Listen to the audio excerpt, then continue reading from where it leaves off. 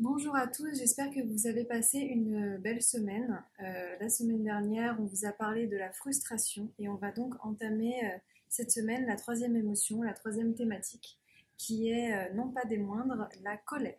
La colère, c'est un état violent et passager résultant d'un sentiment d'agression ou d'irritation ou de désagrément de quelque chose qui vient de nous arriver. C'est quelque chose qu'on ressent régulièrement quand même dans notre vie. Il y a beaucoup d'occasions que ça arrive.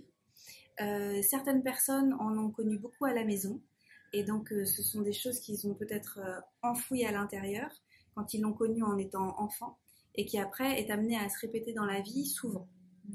On va voir que la colère, c'est pas toujours négatif, mais que ça peut être aussi un moteur intéressant dans la vie et que on peut aussi l'utiliser quand on arrive à la transmuter. On n'a pas le même rapport à la colère toutes les deux. Anne-Claire a plus grandi dans une famille avec un peu plus de colère. Et donc tu disais que tu en avais plus quand tu étais jeune. Oui, en fait, il y avait beaucoup de colère autour de moi. Et moi, j'ai développé une grosse colère en réponse à la colère qu'il y avait autour de moi. Alors que moi, dans ma famille, il y avait pas trop de colère, mais beaucoup de choses refoulées qui se transformaient du coup plus en tristesse ou en sensibilité. Et donc moi, j'ai ce réflexe qui a été imprimé en moi, où j'ai tendance à avoir de la colère plutôt contre moi ou alors de façon très subtile et très cachée. Tandis que moi, j'aurais plus tendance à en faire un moteur et à me dire, bon, bah, si ça m'énerve, je vais en faire quelque chose. Et à pas le laisser comme ça me ronger à l'intérieur. C'est vrai que moi aussi, je peux avoir maintenant cette habitude de transmuter très rapidement quelque chose que je ressens et en faire quelque chose. Mais je pense que ça vient aussi du coup du contrôle chez moi.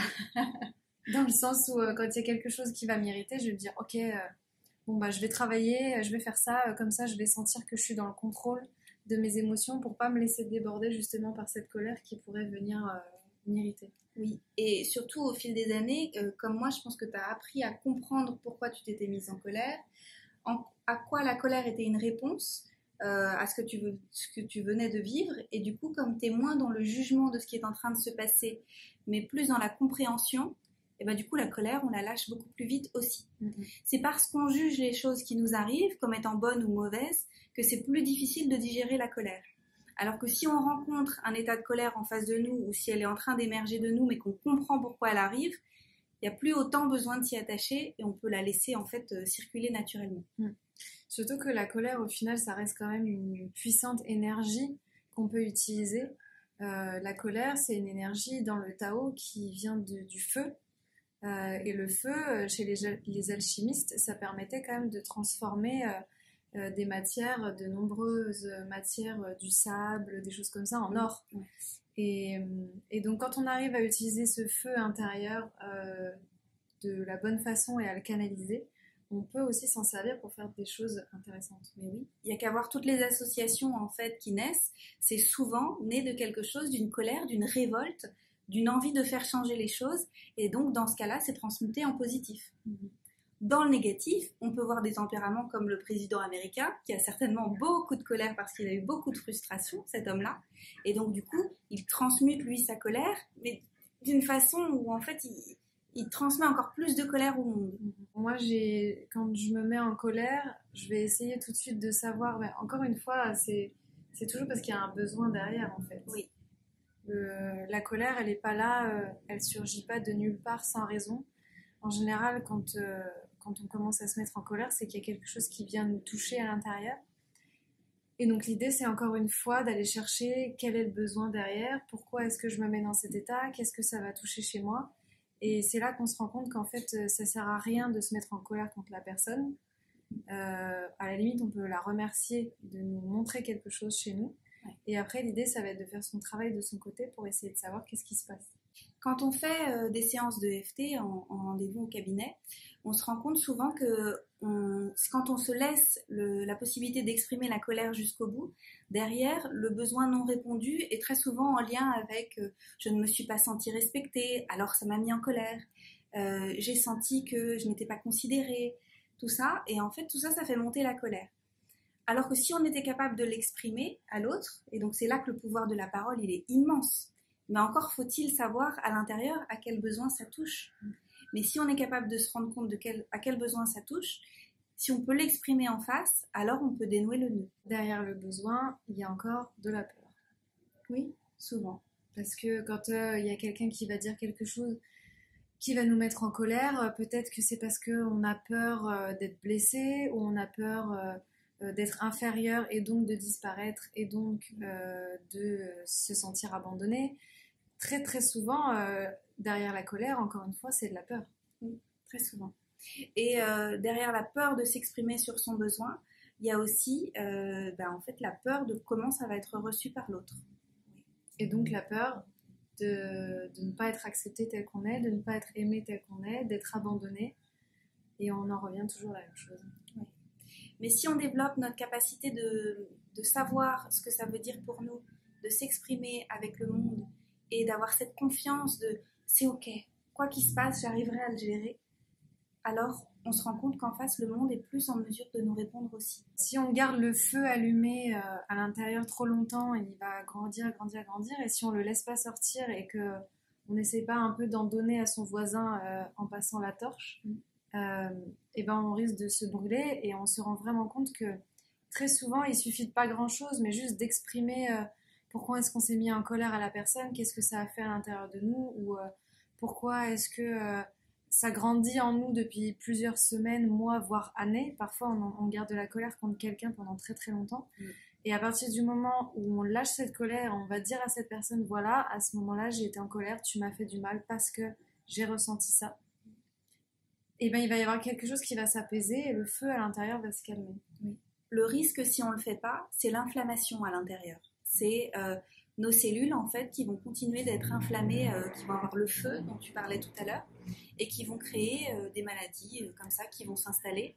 Moi, j'ai un exemple, il y a quelques années, je m'étais fait une tendinite au pied, tout simplement parce qu'il faisait très froid et j'avais crispé mon pied. La tendinite a duré 6 mois. Normalement, ça ne dure pas 6 mois une tendinite quand on se repose. J'étais à l'époque dans un état d'inflammation en lien avec mon travail, et je le sais très bien, il y avait beaucoup de colère dans mon travail. Et du coup, je m'accrochais à ça, et la tendinite est restée longtemps. Et c'était très douloureux. Et c'est tout simplement à cause de ça. Et je l'ai compris qu'après, quand c'était terminé. Mais c'est vrai que moi aussi, j'ai été une bonne habituée des inflammations, parce que vu que je ne laissais pas sortir la colère, et que je la gardais à l'intérieur de moi en me disant que j'avais pas le droit de me mettre en colère, bah, ça s'est très souvent matérialisé sous forme de maladie ou de douleur. J'ai fait beaucoup de cystite quand j'étais plus jeune, parce que j'étais pas capable de respecter mes propres besoins quand j'étais avec mes compagnons, des choses comme ça. Et donc il y avait une part de moi qui était en colère de ne pas arriver à poser mes limites. Et après, c'est vrai que moi j'ai eu ce syndrome un peu mystérieux il y a 2 ans et demi. Je pense que c'était lié au fait qu'il y avait une part de moi qui était en colère et qui n'était pas satisfaite dans son travail, mais qui était aussi en colère de ne pas avoir le courage de se bouger pour prendre les choses en main. Et donc c'est mon corps qui a réagi et qui a créé un syndrome neurologique qu'on n'a pas expliqué, mais je pense très fortement que c'était lié à ça aussi. Alors on comprend souvent après coup. Les émotions, mais ça on l'a vu avec l'EFT depuis le début, elles nous embarrassent quand elles ne bougent pas, quand on a un gros paquet comme ça, et quand on est dans une forme de stagnation où on subit ce qui se passe. Et là, c'était un cas de stagnation. Moi, dans mon cas aussi, j'avais l'impression que ça bougeait pas dans mon boulot, c'était pareil, l'inflammation, elle restait. Mais à partir du moment où on reprend la barre, où de nouveau ça circule, de nouveau on va regarder ce qui va pas, en fait, il y a la possibilité de l'apaiser. Et la colère, elle n'est pas toujours négative, ou en tout cas, elle n'est pas toujours... En fait, elle est parfois là pour nous permettre de nous pousser à faire le pas. Moi, j'ai eu le cas avec une relation amoureuse l'année dernière, où en fait, je sentais qu'il fallait que je me mette en colère en réponse à la colère de mon ami. Et j'ai compris que, mais uniquement après coup, que c'était pour poser mes limites. Et donc sur le moment, je l'ai fait et je me suis dit, mais je comprends pas pourquoi je dois le faire. Parce que j'étais beaucoup dans la compréhension, dans l'amour, mais je te comprends, etc. Mais la vie m'a obligée à poser comme ça des limites très importantes pour moi et de comprendre qu'en fait, mais voilà où j'en suis, voilà ce qui est juste pour moi. Et c'est peut-être pas juste pour lui à ce moment-là, mais pour moi, c'est terriblement juste. Et c'est là où j'en suis. Et je l'ai compris plusieurs mois après et ça m'a beaucoup libérée. Donc parfois la colère c'est aussi pour poser ses limites. Et toi qui parlais d'inflammation et qui a d'ailleurs écrit aussi un e-book sur le ventre, c'est vrai que très souvent la colère ça va créer des ulcères, des des douleurs à l'estomac, on va pas arriver à digérer, parce que si on digère pas la colère, eh ben, on n'arrive pas à digérer les aliments. C'est aussi créer une inflammation des intestins. En fait, ça va tout inflammer, et donc les gens qui ont tendance à avoir tout le temps mal au ventre, c'est très souvent aussi qu'il y a de la colère qui est refoulée, qui sort pas, et qui va se matérialiser à l'intérieur du corps. Et ça peut être toutes les maladies inflammatoires, les tendinites, les cystites, l'arthrite, l'arthrose. Tous les trucs en hit. Voilà, toutes ces choses-là, en général, c'est vraiment lié à un excédent de feu dans le corps qui devrait un peu sortir. Surtout si c'est à répétition. Si c'est un one-shot et que vous avez une tendinite parce que vous avez fait un faux mouvement et qu'elle part en 10 jours, c'est tout à fait normal. Et encore, c'est bien de se poser quand même la question. Mais si c'est quelque chose de chronique ou de vraiment récurrent chez vous, c'est qu'il y a quelque chose à regarder absolument. Après, il y a aussi quelque chose qui est important, c'est de savoir si vous êtes en colère contre quelqu'un ou contre vous. Parce que souvent, on a du mal à faire la différence et le besoin va pas être le même et le travail va pas être le même. Si vous êtes en colère contre quelqu'un, ça va dire quelque chose de vous qu'il va peut-être falloir aller voir et travailler, vous l'exprimer à la personne ou pas, et après vous en faites votre affaire. Mais si vous êtes en colère contre vous, il va y avoir un plus gros travail à faire pour arriver à changer ces mécanismes-là. Ouais, c'est pas évident. Pour ça, il faut s'aimer beaucoup. Quand vous sentez qu'il y a de la colère, essayez de vous demander: est-ce que je suis en colère contre eux ou est-ce que je suis en colère contre moi? Ou les deux. Ou les deux, d'ailleurs, c'est vrai. Parce que si on est en colère contre nous par rapport à des comportements qu'on a et qui nous énervent, eh ben, on arrivera plus facilement à modifier nos comportements que ceux des autres. Et puis les émotions fonctionnent aussi par grappes. Donc parfois les choses sont un petit peu confuses, un petit peu mélangées. Donc il ne faut pas hésiter à tenir dans votre journal tout ça, parce que vous allez peut-être voir que vous vous sentez coupable d'être en colère. Et puis vous vous sentez honteux parce que vous êtes peut-être en colère contre quelqu'un qui fait de son mieux.